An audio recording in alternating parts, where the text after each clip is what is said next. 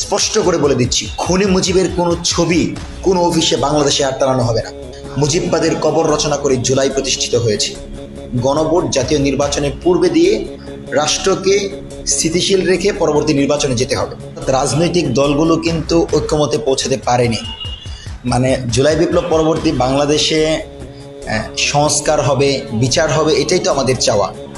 যারা আমাদের বুকের উপর গুলি করলো, যারা আমাদের 2000 ভাই বোনদেরকে শহীদ করলো, হাজার হাজার ভাই বোনদেরকে পঙ্গু করলো, তাদের বিচার যদি না হয় বাংলাদেশে, তাহলে কিন্তু ইনসাফের রাষ্ট্র আমরা পাবো না। আজকে জুলাই সনদের গণভোট নিয়ে আলাপ হচ্ছে। হ্যাঁ না, ফেসিবাদী বিরোধী শক্তিগুলোই দুই দলে বিভক্ত।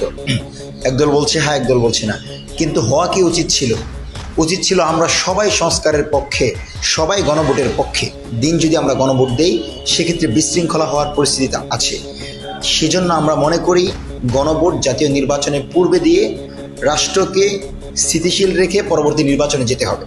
এবং সবচেয়ে গুরুত্বপূর্ণ ব্যাপার হচ্ছে, একটা বিষয় লক্ষ্য রাখবেন যে জুলাই সনদে আজকে বিএনপি যেটাকে মানে চতুর্দিকে বলছে যে জুলাই সনদে শেখ মুজিবের ছবির ব্যাপারটাতে স্পষ্ট করে বলে দিচ্ছি, খুনি মুজিবের কোনো ছবি কোনো অফিসে বাংলাদেশে আর টানানো হবে না।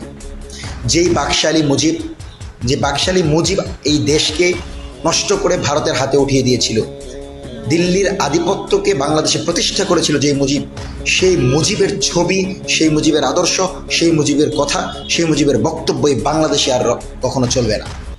মুজিববাদের কবর রচনা করে জুলাই প্রতিষ্ঠিত হয়েছে। সেজন্য সরাসরি ডক্টর ইউনূস সরকারকে এই বিষয়টা স্পষ্ট করতে হবে যে কোনো অফিসে পরবর্তীতে মুজিব কেন্দ্রিক কোনো ধরনের ফেস্টুন, ব্যানার বা কোনো ধরনের লেখা থাকতে পারবে না।